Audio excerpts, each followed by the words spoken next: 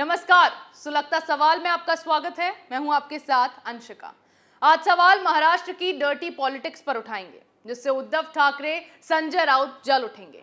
क्योंकि आघाड़ी की सियासी फिल्म में अब सांसद नवनीत राणा और गृह मंत्री अमित शाह की भी एंट्री हो चुकी है, वो भी नए ट्विस्ट के साथ। अब ये नया ट्विस्ट क्या है, तो ये हम आपको आगे बताएंगे, लेकिन उससे पहले आपके बड़ी खबर ये बता देते हैं कि बागी विधायकों ने उद्धव ठाकरे को एक और बड़ा झटका दे दिया है।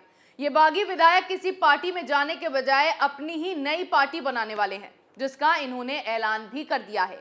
वहीं दूसरी तरफ उद्धव ठाकरे की गैंग गुंडागर्दी पर उतर आई है।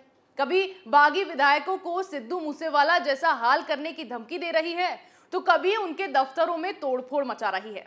इस उठापटक के बीच उद्धव को सबक सिखाने के लिए नवनीत राणा ने अमित शाह से बड़ी मांग कर डाली है, जिससे सवाल सुलग रहे हैं। क्या बागी विधायकों को है जान का खतरा? क्या उद्धव ठाकरे बागी विधायकों को मरवाना चाहते हैं? क्या नवनीत राणा बिगाड़ेंगी उद्धव का खेल? क्या अमित शाह महाराष्ट्र में लेंगे बड़ा एक्शन? ये सवाल इसीलिए उठ रहे हैं क्योंकि शिवसेना के बागी विधायकों के नेता एकनाथ शिंदे ने आरोप लगाया कि महाराष्ट्र सरकार ने उनके समेत 16 बागी विधायकों के आवासों पर दी गई सुरक्षा वापस ले ली है और इसको राजनीतिक प्रतिशोध करार दिया है। एक पत्र में विधायकों ने कहा कि अगर उनके परिवार के सदस्यों को कोई नुकसान होता है, सीएम ठाकरे और सत्तारूढ़ महाविकास अघाड़ी गठबंधन के नेता उसके लिए जिम्मेदार होंगे। ये सुरक्षा कवर जो उनके निवास पर और साथ ही उनके परिवार के सदस्यों को प्रोटोकॉल के तहत दिया गया था, राजनीतिक बदले की कार्रवाई के रूप में अवैध और गैर कानूनी रूप से वापस ले लिया गया है। अब ऐसे में सवाल उठ रहा है कि क्या बागी विधायकों को मनाने के सारे हथकंडे फेल हुए तो उद्धव ठाकरे उनके परिवार को निशाना बना रहे हैं? बागी विधायकों को झुकाने के लिए उनके परिवार को टॉर्चर करने की कोशिश की जा रही है? अगर ऐसा है तो उद्धव को ये काफी महंगा पड़ने वाला है, क्योंकि अब ये मामला गृह मंत्रालय और गृह मंत्री अमित शाह तक भी पहुंच चुका है, वो भी सांसद नवनीत राणा के जरिए। वो नवनीत राणा जो हमेशा से उद्धव ठाकरे की डर्टी पॉलिटिक्स के खिलाफ आवाज उठाती आई हैं, जो खुद उद्धव की तानाशाही का निशाना बन चुकी हैं। लेकिन अब बागी विधायक उद्धव का काल बने ना बने, उद्धव के लिए नवनीत राणा ही काल बनने वाली हैं, क्योंकि बागी विधायकों के खिलाफ जिस तरह से उद्धव का रवैया हो रहा है, उसको लेकर नवनीत राणा अमित शाह तक पहुंच गई हैं। नवनीत राणा की मांग ने बागियों के एक्शन से पहले ही उद्धव की कुर्सी हिला दी है। नवनीत राणा ने कहा है कि मैं अमित शाह से उन विधायकों के परिवार को सुरक्षा प्रदान करने का अनुरोध करती हूं जो उद्धव ठाकरे को छोड़कर बाला साहेब की विचारधारा से जुड़े रहकर अपने निर्णय ले रहे हैं। उद्धव ठाकरे की गुंडागर्दी खत्म हो, मैं राज्य में राष्ट्रपति शासन लगाने का अनुरोध करती हूं। नवनीत राणा की इस मांग के बाद अब अमित शाह जल्द ही महाराष्ट्र में एक्शन से भूकंप ला सकते हैं, क्योंकि अब उद्धव ठाकरे कानून व्यवस्था का गलत इस्तेमाल करने में लग गए हैं। बागी विधायकों को धमकी देने के साथ साथ उनके दफ्तरों पर हमले करवा रहे हैं।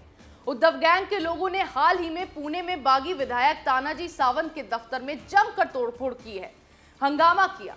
हद तो तब हुई जब इन लोगों ने सत्ता जाने की बौखलाहट में तोड़फोड़ के साथ दीवारों पर गद्दार सावंत लिखकर अपनी भड़ास निकाली, और इतने बड़े बवाल पर उद्धव की पुलिस तमाशा देखती रही, लेकिन कोई एक्शन नहीं लिया गया। हैरानी की बात तो ये थी कि भूकंप की तरह बजने वाले संजय राउत इन बवालियों का सपोर्ट करते नजर आए। तिलमिलाते हुए संजय राउत ने तो अमर्यादित भाषा का इस्तेमाल कर डाला, बौखलाहट में गालियां तक देने पर उतारू हो गए। संजय राउत ने कहा कि वो कांग्रेस से शिवसेना में आए थे और ये उनकी पहली विधायकी है। ऐसे लोगों को हम कपड़े उतारकर सड़क पर खड़ा करते हैं। ये उद्धव ठाकरे के उस नेता की भाषा है जो खुद को बाला साहेब के सिद्धांतों पर चलने वाला बताते हैं, खुद को हिंदुत्व का पहरेदार बताते हैं। वो आज सत्ता जाने के काउंटडाउन में बिल्कुल पागल हो गए हैं। कभी बागी विधायकों को धमकियां दे रहे हैं तो कभी गालियां, लेकिन इनकी एक नहीं चल पा रही। अब संजय राउत कितना भी हाथ पांव मार लें, अब उद्धव की कुर्सी जाना तो तय है, क्योंकि सरकार अल्पमत में है। बागी विधायक झटके पर झटके दे रहे हैं। शिंदे गुट ने साफ कर दिया है कि वो उद्धव की तानाशाही के आगे झुकने वाले नहीं हैं। वहीं अब श्रीकांत शिंदे ने भी उद्धव को झटका देते हुए दावा कर दिया है कि उनके साथ शिवसेना के 40 विधायक हैं और एकनाथ शिंदे ही उनके नेता हैं। जिसके बाद उद्धव ठाकरे इतने बौखलाए कि राष्ट्रीय कार्यकारिणी की बैठक में तुरंत बागियों के खिलाफ 4 प्रस्ताव जारी कर डाले। इस दौरान उद्धव ठाकरे ये कहते नजर आए कि शिंदे पहले नाथ थे, लेकिन अब वो दास हो गए हैं। अगर शिंदे में हिम्मत है तो वो अपने पिता के नाम पर वोट मांगकर दिखाएं। इसके साथ ही राष्ट्रीय कार्यकारिणी की बैठक में 4 प्रस्तावों पर भी चर्चा हुई, जिसमें उद्धव ठाकरे पर भरोसा, बागियों पर एक्शन, उद्धव लेंगे फैसला और मराठी अस्मिता और हिंदुत्व पर कायम शामिल हैं। इसके साथ ही उद्धव ठाकरे ने कहा है कि कोई और बाल ठाकरे के नाम का इस्तेमाल नहीं कर सकता। यानी उद्धव हर तरीके से इन बागियों को झुकाने की कोशिश कर रहे हैं, टॉर्चर के लिए नए नए पैतरे आजमा रहे हैं, लेकिन कोई भी काम नहीं आ रहा। अब उन्होंने शिवसेना और बाला साहेब का नाम इस्तेमाल ना करने पर भी नया प्रस्ताव पारित कर दिया। ये प्रस्ताव बागी विधायकों की अलग पार्टी बनाने के ऐलान के बाद किया गया, क्योंकि इन विधायकों ने कहा है कि वो अभी किसी दल का रुख नहीं करेंगे, बल्कि खुद नई पार्टी बनाएंगे और उस पार्टी का नाम बाला साहेब शिवसेना होगा। अब ये बात उद्धव को बिल्कुल हजम नहीं हुई। क्यों? क्योंकि बाला साहेब ठाकरे के नाम पर वो अपने वोट बटोरते हैं। ऐसे में सत्ता तो जाएगी ही, वोट बैंक भी बढ़ जाएगा। तो इस बात का सदमा उद्धव ठाकरे झेल नहीं पाएंगे, इसीलिए उन्होंने नई करतूत कर डाली। अब ऐसे में बीजेपी ने भी महाराष्ट्र में अपना दांव खेलना शुरू कर दिया है। बीजेपी की तरफ से आगे की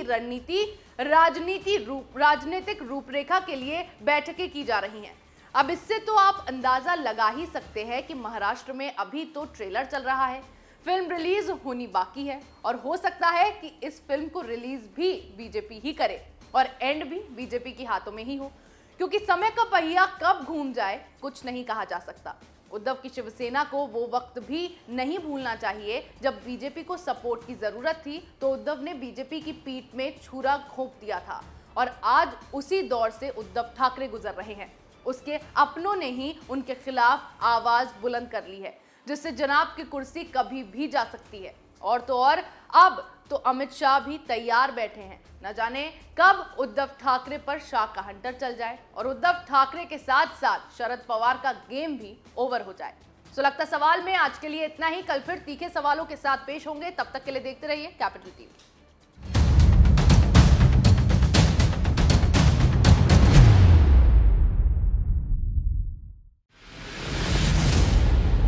मैं राजनीति करता नहीं, पर राजनीति को बहुत गहरे तक समझता हूं।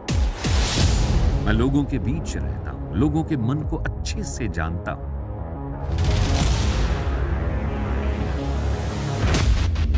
पब्लिक और पॉलिटिक्स की हर नब्ज को खूब पहचानता हूं। संघर्ष की सियासत से सत्ता के सिंहासन तक मैं हर खबर से खरा सच निकालता हूं। ना कोई दौड़, ना कोई race. Capital TV, Uttar Pradesh.